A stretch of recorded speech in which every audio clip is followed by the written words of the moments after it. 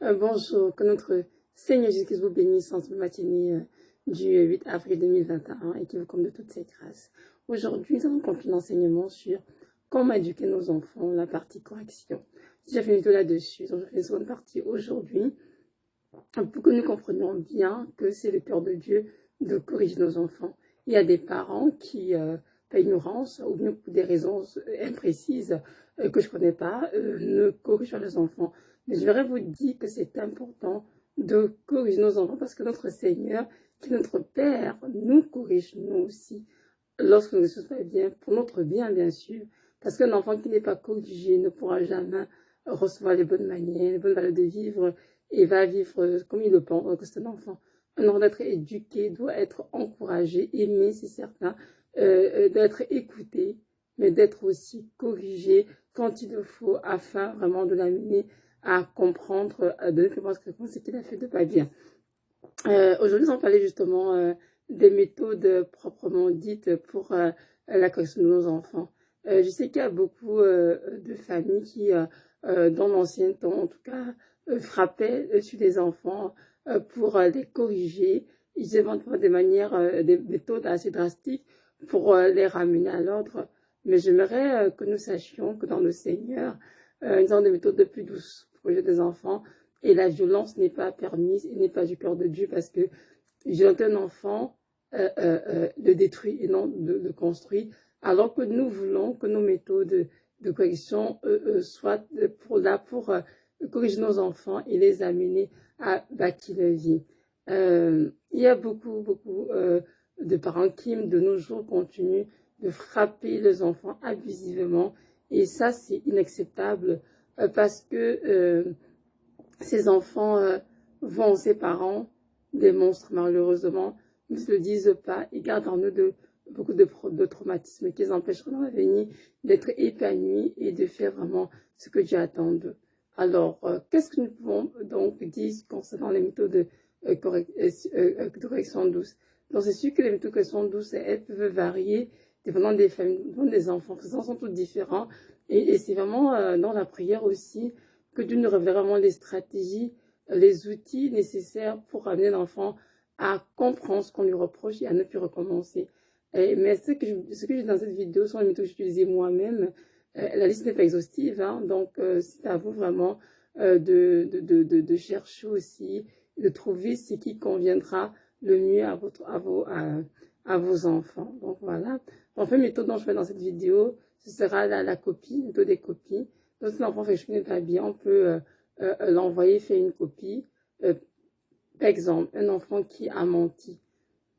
On peut lui faire écrire dans son âge, hein, ça peut être 50, 30, 60, même 100, même 500 parfois. L'âge de l'enfant, je ne mentirai plus. Donc, on peut vraiment lui faire écrire cela, plus l'amener à comprendre que ce qu'il a fait n'est pas bien et de changer. C'est sûr que chaque parent agit comme l'Esprit le conduit, mais moi, ce que j'inculque souvent, c'est vraiment avec un verset biblique. Des fois, je lui fais copier le verset biblique, en fait, tout simplement, il le copie le nombre de fois que je désire, et tout ce pour l'amener vraiment que la parole de Dieu aussi de pénètre, en fait. C'est ça. Donc, la deuxième méthode de correction que je mentionne dans cette vidéo, ce serait la méthode de la réflexion. Donc, lorsqu'un enfant a quelque chose qui n'est pas bien, l'amener à faire une réflexion par écrit sur une feuille. Et cette réflexion comportera des questions comme qu'est-ce que tu as fait? Pourquoi tu fais cela? Qu'est-ce que cela a fait à l'autre? C'est-à-dire que tu as fait du tort. Et qu'est-ce que tu comptes faire pour ne plus recommencer? Évidemment, cette méthode de réflexion, l'enfant ira le faire dans un endroit calme dans sa chambre, sous la vraiment avec le Seigneur, pour lui voir en lui-même ce qu'il a fait, est-ce que c'est bien ou pas. Donc le but, c'est méthode, c'est l'amener à réfléchir sur son acte posé ou ses paroles qu'il a dites, afin vraiment de voir l'impact sur les autres, de comment que ça blesse depuis recommencer. C'est sûr que ce sont des enfants qui sont en train d'être éduqués, dont on s'attend parce que les résultats sont forcément les meilleurs maintenant, mais nous devons continuer de marteler dessus, de les encourager, de les faire cela, jusqu'à ce qu'ils comprennent qu'ils doivent abandonner ce qu'on leur reproche, qu'ils ne peuvent arrêter de faire de la peine aux autres. Par exemple, un enfant qui a dit un gros mot, à son frère, à sa sœur. Moi, je veux de la réflexion de Christ ici. Quel est le gros mot que tu as dit, petit 1, petit 2?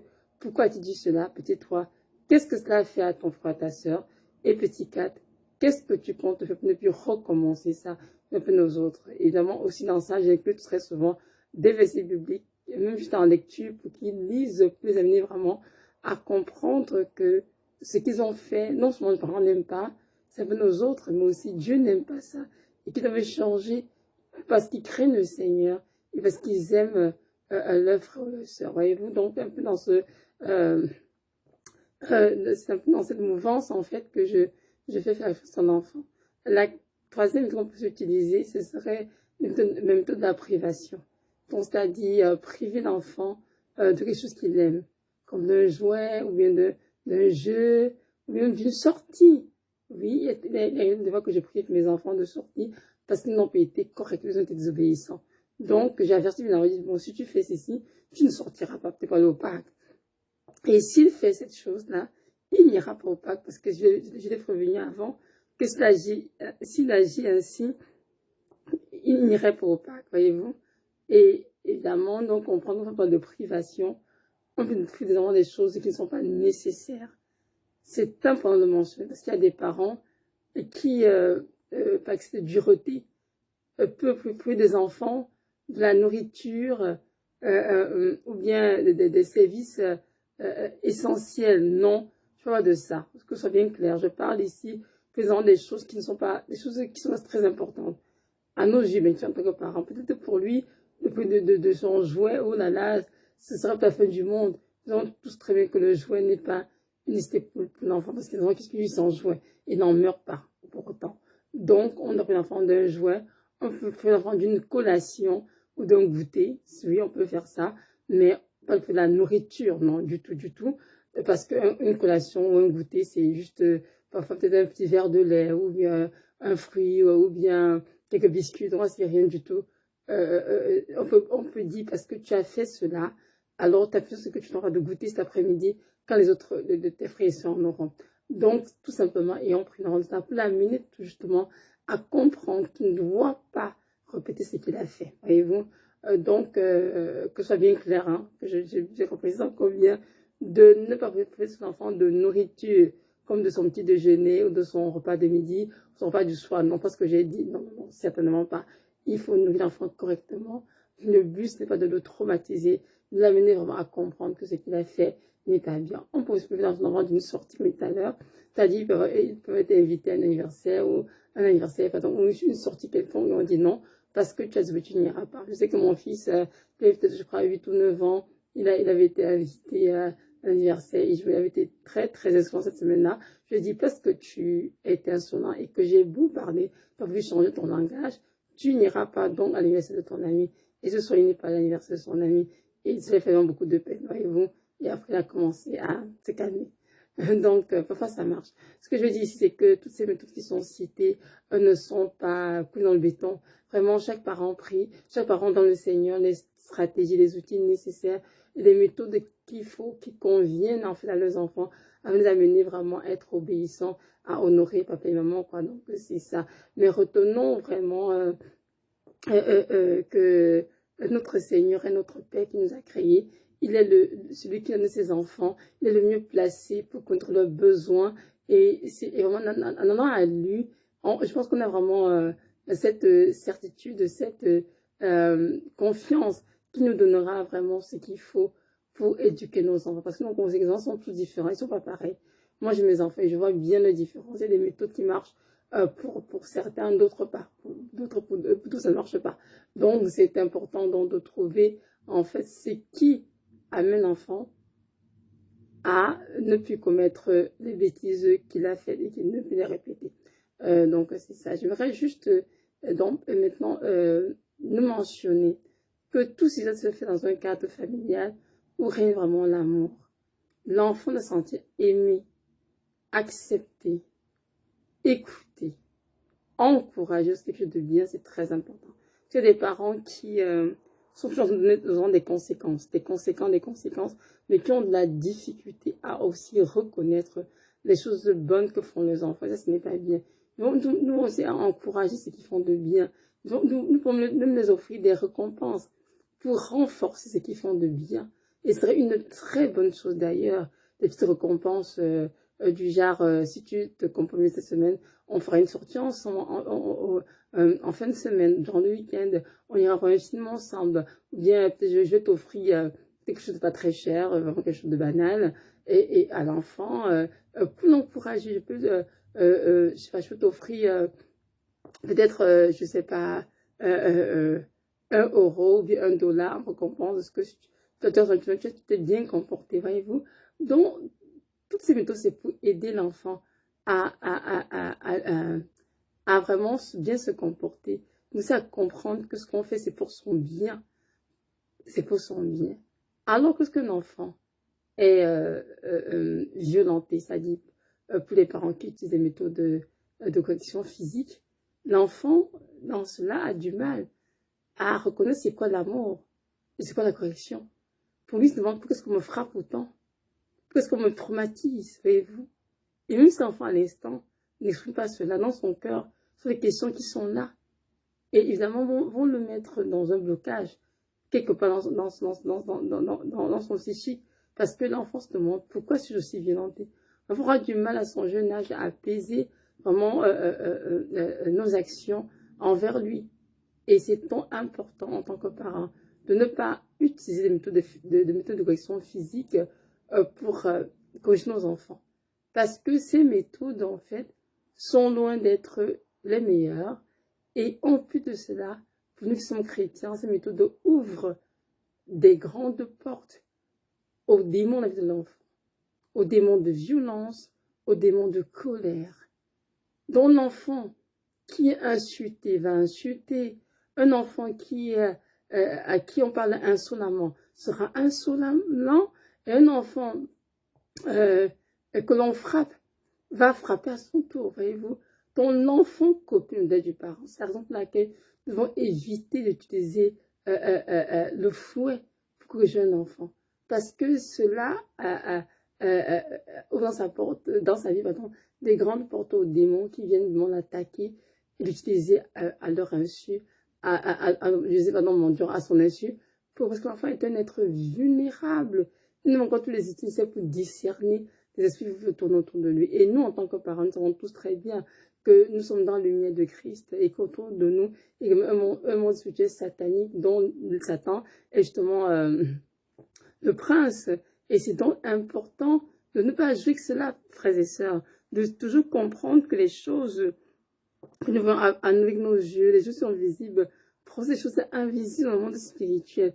Donc nous devons être à l'aide et comprendre vraiment que nous devons faire attention avec nos enfants pour ne pas les offrir en sacrifice à l'ennemi malgré nous. Nous devons faire très attention. Parce que dans la parole, que le diable rôde comme un lion puissant chien qui va dévorer. Prévoyez-vous que le diable rôde juste autour des grandes personnes. Prévoyez-vous que le diable rôde juste autour des personnes qui disent adultes ou des adolescents. Il rôde autour de tout le monde, des enfants, des petits-enfants, des adolescents, des adultes, des grands, et autour de tout le monde, parce que c'est celui qui va dévorer.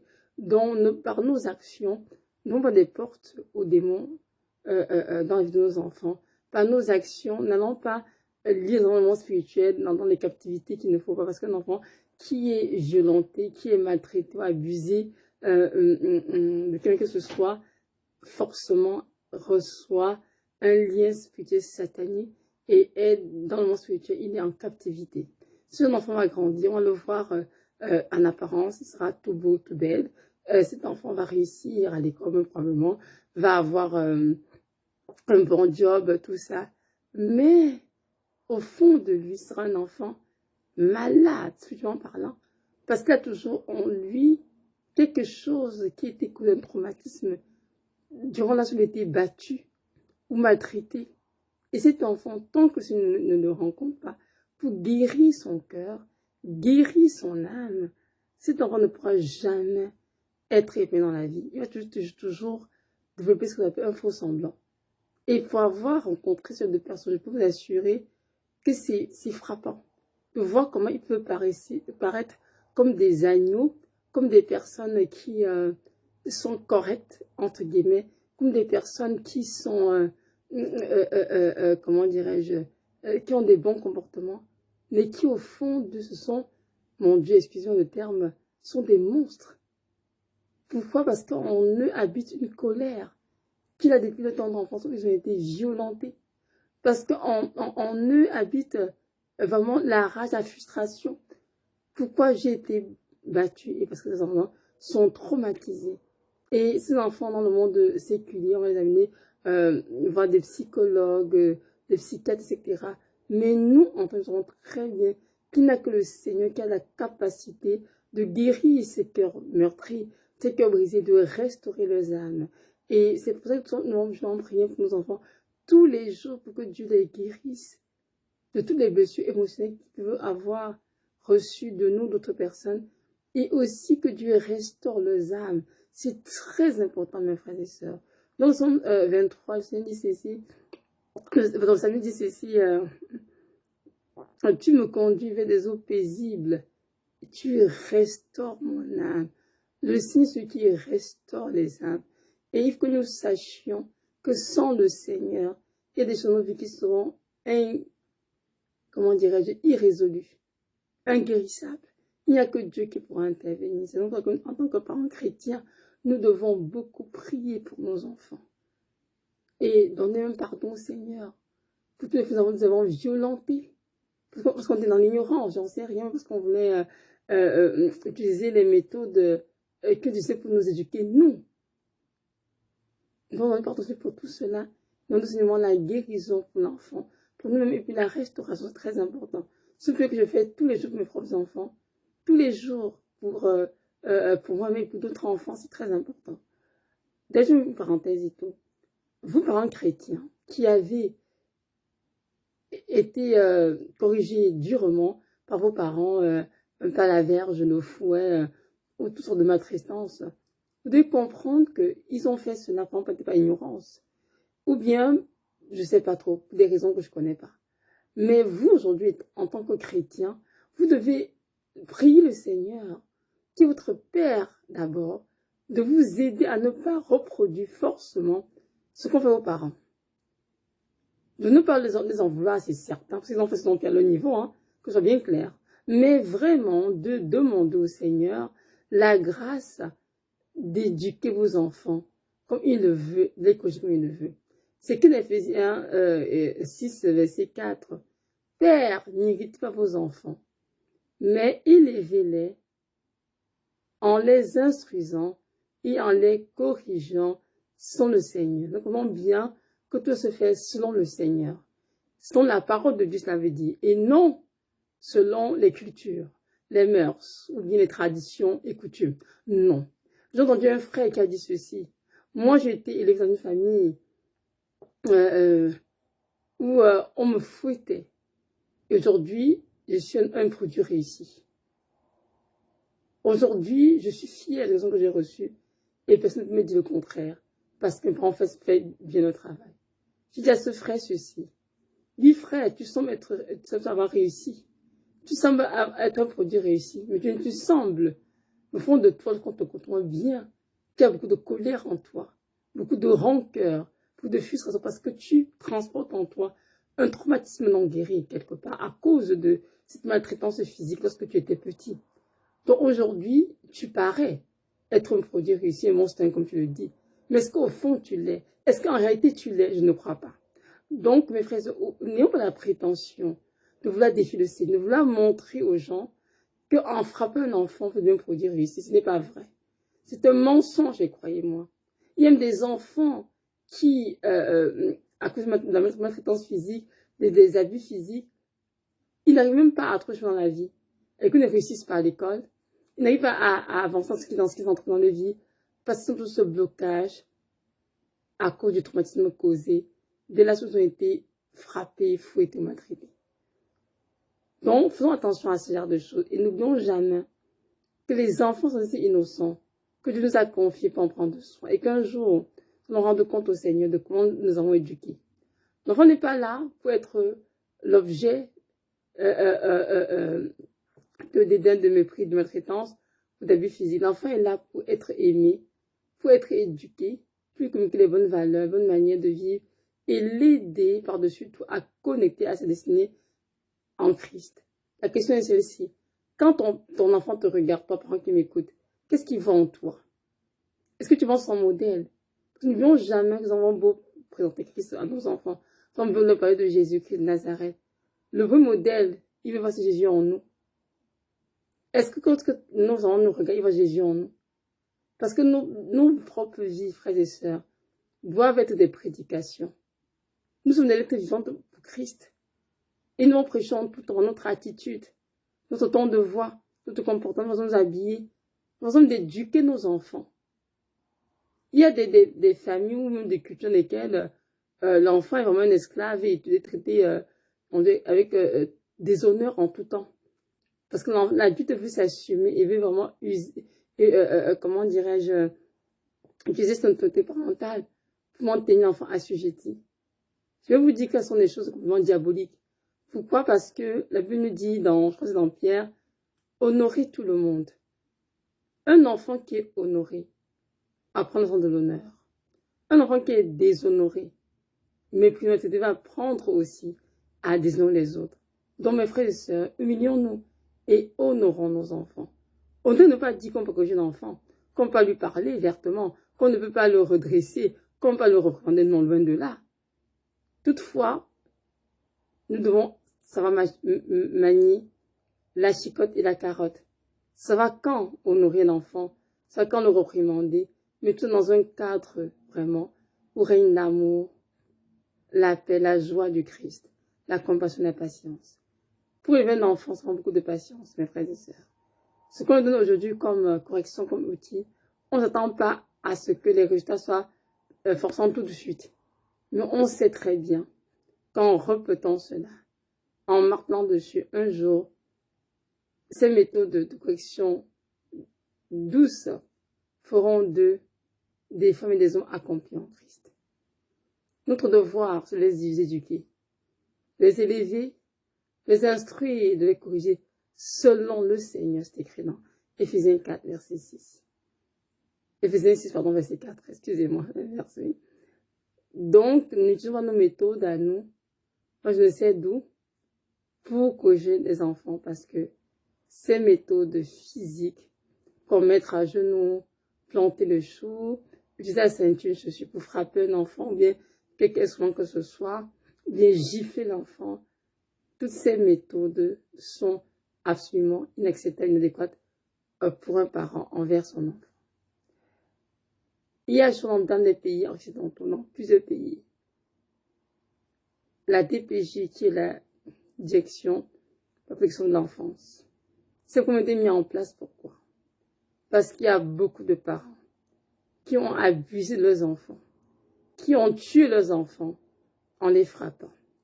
Pas qu'ils voulaient les tuer de manière préméditée, loin de là, mais justement dans la colère, ils ont donné une gifle, un coup, et l'enfant est passé la vie à trépas.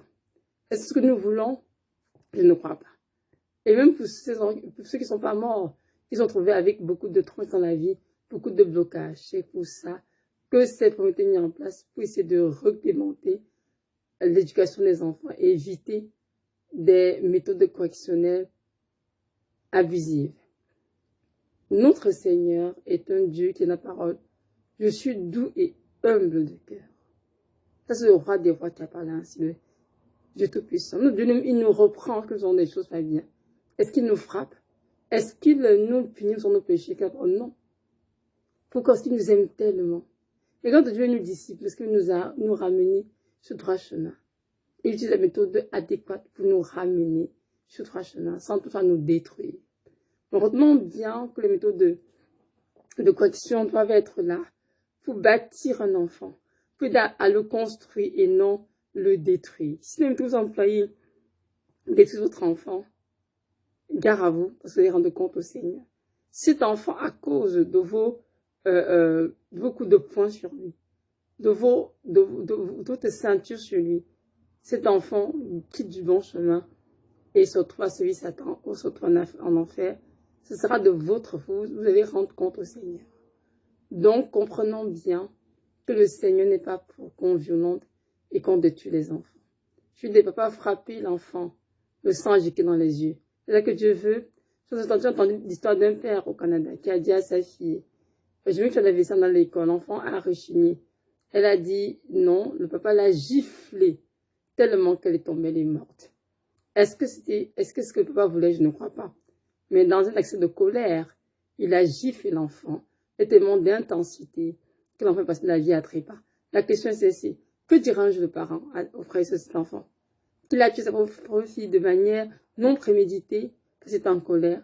C'est nous devons apprendre, frères et sœurs, à nous maîtriser, à nous ressaisir. Si on est trop en colère pour le jeune enfant, nous vous se calmer.